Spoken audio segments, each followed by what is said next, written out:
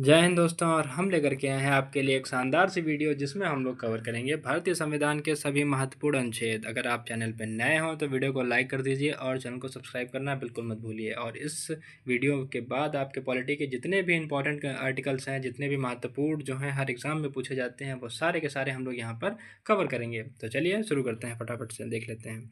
पहले हम लोग पढ़ेंगे, सबसे पहला टॉपिक है हमारा फंडामेंटल राइट यानी कि मौलिक अधिकार। तो इसमें जो भी इंपॉर्टेंट आर्टिकल हैं जो हर एग्जाम में पूछे जाते हैं सब कवर करेंगे हम लोग। देखिए, पहला है आर्टिकल 12 जिसमें दिया गया है डेफिनेशन ऑफ स्टेट यानी कि राज्य की भाषा। आर्टिकल 12 में क्या है? राज्य की भाषा। आर्टिकल 12 में राज्य की भाषा की बात की गई है। अगला है आर्टिकल 13 जिसमें किसकी बात की गई है? मूल अधिकारों से असंगत कानून। मूल अधिकारों से असंगत कानून यानी कि law of inconsistent with fundamental right. ये किसमें क्या कहा गया है? आर्टिकल 13 में कहा गया है। आर्टिकल 14 की बात करते हैं जिसमें बात की गई है कानून के समक्ष समानता की। कानून के समक्ष समानता की, इक्वलिटी बिफोर लॉ, कानून के सामने सभी समान हैं। ठीक है, आगे चलते हैं। आर्टिकल 15 की बात करते हैं। आर्टिकल 15 में कहा गया है प्रोहिबिशन ऑफ डिस्क्रिमिनेशन यानी कि भेदभाव का निषेध। किसका? भेदभाव का निषेध किसमें कहा गया है? आर्टिकल 15 में। ठीक है, आगे देखते हैं। Equality of opportunity in public employment, ये किसमें कहा गया है? आर्टिकल 16 यानी कि नौकरियों में समान अवसर। आर्टिकल 16 में जो है नौकरियों में समान अवसर की बात करता है, ध्यान रखना इस बात को। आगे देखते हैं आर्टिकल 17 जो किसकी बात करता है? अछूत प्रथा का उन्मूलन। अछूत प्रथा का उन्मूलन यानी किसी भी प्रकार का भेदभाव आप किसी के साथ नहीं कर सकते हैं, जिसका है अबॉलिशन ऑफ अनटचेबिलिटी यानी कि आर्टिकल 17 में। आगे चलते हैं, आर्टिकल 18 की बात करते हैं। उपाधियों का अंत। उपाधियों का अंत यानी कि एबॉलिशन ऑफ टाइटल्स, जो कि किसमें है? आर्टिकल 18 में। आर्टिकल 18 में, अनुच्छेद 18 में निहित है। किसी भी आप उपाधि नहीं ले सकते हैं। ठीक है, उपाधियों का अंत कर दिया गया है यहाँ पर। 19 की बात की जाए तो 19 में कितनी है? 6 स्वतंत्रताएँ दी गई हैं आपको। ठीक है, आर्टिकल 19 में कितनी स्वतंत्रताएँ दी गई हैं आपको? 6 स्वतंत्रताएँ दी गई हैं। ठीक है, आर्टिकल 20 की बात करते हैं जहाँ पर दंड से सुरक्षा है। Protection in respect of a conviction. ठीक है, protection in respect of a conviction, दंड से सुरक्षा की बात किसमें की गई है? अनुच्छेद 20 में की गई है। अनुच्छेद 21 की बात की जाए तो जीवन और व्यक्तिगत स्वतंत्रता का अधिकार, right to life and personal liberty. ठीक है, इंसान के व्यक्तिगत जीवन और जो व्यक्तिगत स्वतंत्रता है उसका अधिकार किसमें मिलता है? आर्टिकल 21 में, उस पर ही बात की गई है। आगे देखते हैं आर्टिकल 21 है जिसमें शिक्षा का अधिकार दिया गया है। 86वें अमेंडमेंट एक्ट के जरिए इसको ऐड किया गया था। संविधान संशोधन 86वां था, उसमें इसको ऐड किया गया था आर्टिकल 21A को, जिसमें बात की गई थी शिक्षा का अधिकार। ध्यान रखना इसको, किसकी बात की गई थी? शिक्षा का अधिकार। अगला है आर्टिकल 22 जिसमें बात की गई है गिरफ्तार व्यक्तियों के अधिकार की। गिरफ्तार व्यक्तियों के अधिकार की, ध्यान रखना इसको। आर्टिकल 23 की बात की गई है जिसमें मानव तस्करी का निषेध किया गया है। अनुच्छेद 23 में मानव तस्करी का निषेध किया गया है। अनुच्छेद 24 की बात करें तो यहाँ पर बाल श्रम का निषेध किया गया है। Prohibition of a child labour की बात की गई है किसमें? अनुच्छेद 24 में। आगे देखते हैं, अनुच्छेद 25 से लेकर के 28 तक किसकी बात की गई है? धर्म की स्वतंत्रता का अधिकार दिया गया है। किसका? धर्म की स्वतंत्रता का अधिकार दिया गया है। चलते हैं, अगला देखते हैं। आर्टिकल 29 और 30 में किसकी बात की गई है? सांस्कृतिक और शैक्षिक अधिकार। सांस्कृतिक और शैक्षिक अधिकार किसमें दिए गए हैं? आर्टिकल 29 और आर्टिकल 30 में, यानी कि अनुच्छेद 29 और 30 में किसकी बात की गई है? सांस्कृतिक और शैक्षणिक अधिकार, यानी कि आप अपने सांस्कृतिक कार्यक्रम कर सकते हैं, शैक्षिक स्कूल वगैरह, कॉलेज वगैरह खोल सकते हैं। ठीक है, आगे चलते हैं। आर्टिकल 32 की बात की जाए, संवैधानिक उपचार का अधिकार। संवैधानिक उपचार का अधिकार, जिसे डॉक्टर अंबेडकर ने heart and soul of Indian constitution भी कहा है। ठीक है, आत्मा इसी को कहा है। किसको? भारतीय संविधान की आत्मा किसको कहा है? आर्टिकल 32 को किसने कहा है? डॉक्टर अंबेडकर ने। राइट टू कॉन्स्टिट्यूशनल रेमेडीज, ध्यान रखना इस बात को। आगे चलते हैं, अगला है, तो यहाँ पर हमारे फंडामेंटल राइट खत्म हो चुके हैं। अब हम लोग पढ़ेंगे डीपीएसपी यानी कि directive principle of state policy, यानी कि नीति निर्देशक तत्व, हिंदी में बोलते हैं इसको नीति निर्देशक तत्व। तो देखिए, अनुच्छेद 40 में किस बारे में बात की गई है? अनुच्छेद 40 में बात की गई है पंचायती राज के बारे में। तो ये एग्जाम में कई बार पूछा जा चुका है कि जो डीपीएसपी का आर्टिकल 40 है इसमें किस बारे में बात की गई है? तो पंचायती राज के बारे में इसमें जिक्र किया गया है, यानी कि पंचायती राज मेंशन है इसमें। ठीक है, आगे चलते हैं, देखते हैं आर्टिकल 44। आर्टिकल 44, अनुच्छेद 44 किसका है? समान नागरिक संहिता, uniform civil code. Uniform civil code. Article 45 की बात करेंगे, अर्ली चाइल्डहुड केयर यानी कि शिशु देखभाल व शिक्षा। शिशु देखभाल व शिक्षा, ये किसमें कहा गया है? आर्टिकल 45 में। आगे चलते हैं, अगला देखते हैं। 47वें की बात करते हैं, पोषण और स्वास्थ्य।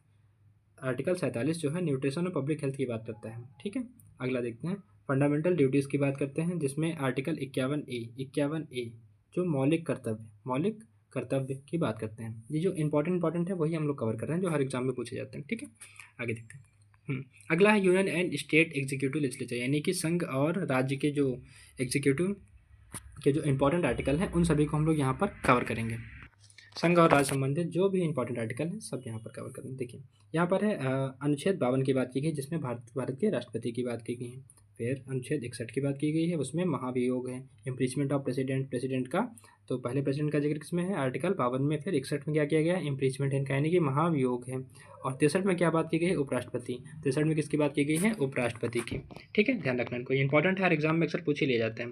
आर्टिकल 74 और 75 किसमें की बात की गई है, मंत्रिपरिषद और प्रधानमंत्री की बात करता है। आर्टिकल 74 75 प्रधानमंत्री और मंत्री। ठीक है, और 76 की बात की जाए तो महाधिवक्ता अटॉर्नी जनरल की बात की गई है। और 79 की बात की गई है जिसमें क्या है, पार्लियामेंट संसद के बारे में जिक्र है आर्टिकल 79 में। ठीक है, और आर्टिकल 80 यानी कि अनुच्छेद 80 में किसकी बात की गई है, राज्यसभा की संरचना की। राज्यसभा का कंपोजिशन किसमें है, आर्टिकल 80 में। ठीक है, ध्यान रखना इसको। आगे चलते हैं, अगला इंपॉर्टेंट है आर्टिकल 81 जिसमें लोकसभा के कंपोजन की बात की गई है। 80 में राज्यसभा और 81 में लोकसभा की संरचना की बात की गई है।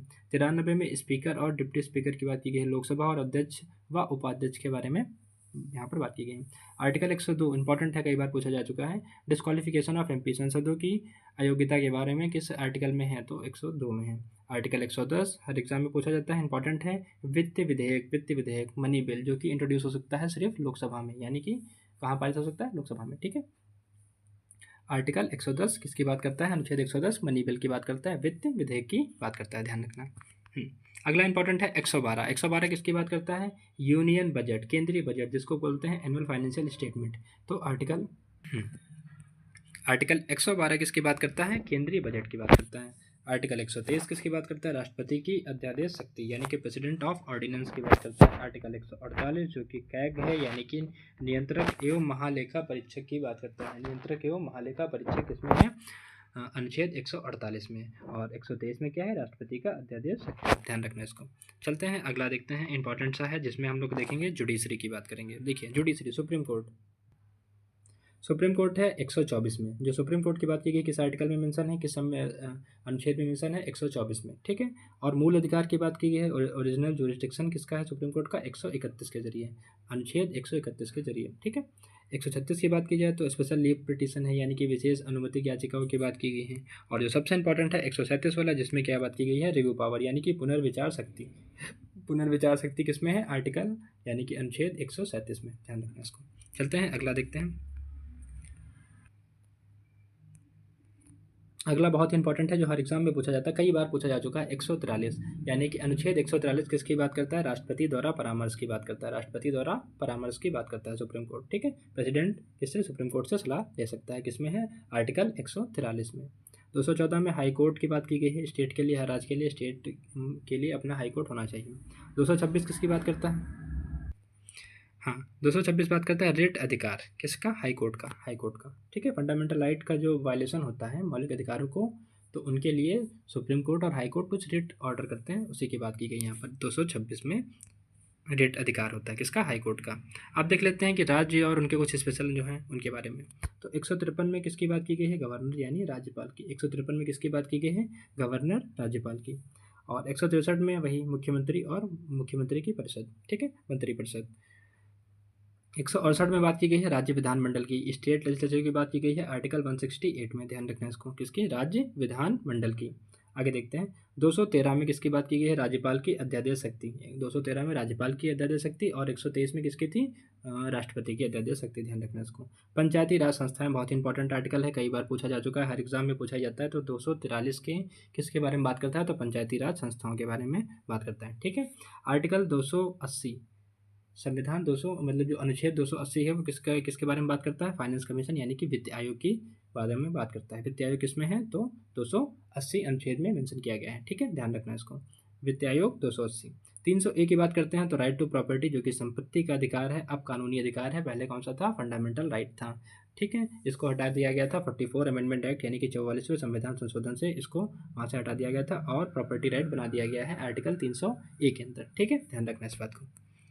आगे चलते हैं, अगला देखते हैं 352 इमरजेंसी प्रोविज़न जो है, कुछ जो इमरजेंसी से रिलेटेड आर्टिकल हैं उनके बारे में पढ़ लेते हैं यहाँ पर। 352 जो है वो किसकी बात करता है, राष्ट्रीय आपातकाल की बात करता है यानी कि नेशनल इमरजेंसी। 352 जो अनुच्छेद है वो किसकी बात करता है, राष्ट्रीय आपातकाल की बात करता है। 365 यानी कि आर्टिकल 356 जो है वो किसकी बात करता है? राष्ट्रपति शासन की बात करता है। किसकी बात करता है? प्रेसिडेंट रूल की बात करता है। कौन? आर्टिकल 356। ठीक है, ध्यान रखना इसको। आर्टिकल 360 यानी कि संविधान जो अनुच्छेद 360 है वो किसकी बात करता है? वित्तीय आपातकाल की। किसकी? वित्तीय आपातकाल की। तो 3 टाइप की इमरजेंसी हैं, ध्यान रखना। पहली है 352 में जिसमें नेशनल इमरजेंसी की बात करता है। 356 में है जो कि प्रेसिडेंट रूल की बात करता है यानी कि राष्ट्रपति शासन की बात करता है। और 360 किसकी बात करता है? वित्तीय आपातकाल की। देखिए सब में बस 4 का गैप है, यहाँ पर +4 ऐड कर दीजिए। ठीक है, यहाँ पर +4 ऐड कर दीजिए तो 52 से 56 में प्रेसिडेंट रूल और 56 से 60 में वित्तीय आयोग। ठीक है, सॉरी वित्तीय आपातकाल यानी कि फाइनेंशियल इमरजेंसी। अब बात करते हैं कुछ शेड्यूल्स हैं जो कि रिलेटेड हैं। ठीक है, तो देखिए जो शेड्यूल पहला है उसमें किसकी बात की गई है? यूनियन और स्टेट की, यानी कि केंद्र व राज्य क्षेत्र की बात की गई है। इंपॉर्टेंट है, यहाँ पर हम लोगों ने सारे नहीं कवर किए हैं, जो एग्जाम में पूछे जाते हैं उनको बार बार कवर किया। जो शेड्यूल 3 है, जो तीसरा अनुसूची है, उसमें क्या है? शपथ व घोषणा। शपथ व घोषणा है किसकी? ओथ है ना, परमिशन। और जो 7वीं अनुसूची है उसमें क्या बात की गई है? विशेष सूची। विशेष सूची कहा गया है जिसमें यूनियन के कुछ सब्जेक्ट हैं, कुछ स्टेट के हैं और कुछ कंकरेंट लिस्ट के हैं, यानी कि कुछ राज्य के हैं, कुछ संघ के हैं और कुछ समवर्ती सूची के विषय हैं। ठीक है, किसमें? सातवें शेड्यूल में, ध्यान रखना इसको। अगला है 8वां शेड्यूल जिसमें बात की गई है 22 भाषाओं की बात की गई है। ठीक है, ऑफिशियल लैंग्वेज किसमें है? 8वीं अनुसूची में। 9वीं अनुसूची में क्या है? न्यायिक पुनर्लोकन से बाहर, मतलब कि जो law beyond the judicial review, कुछ ऐसे लॉ हैं जिनका जुडिशियल रिव्यू नहीं कर सकते, तो किसमें है? 9 शेड्यूल में, हालांकि सुप्रीम कोर्ट कर सकता है। ठीक है, 10वें शेड्यूल की बात की जाए जिसमें दल बदल कानून की बात की गई है। 10वीं अनुसूची में क्या है? एंटी डिफेंशन लॉ, यानी कि दल बदल विरोधी कानून की बात की गई है। 12वीं अनुसूची में क्या है? आप सभी को पता है, म्यूनिसिपैलिटी यानी कि नगर पालिकाएं हैं। नगर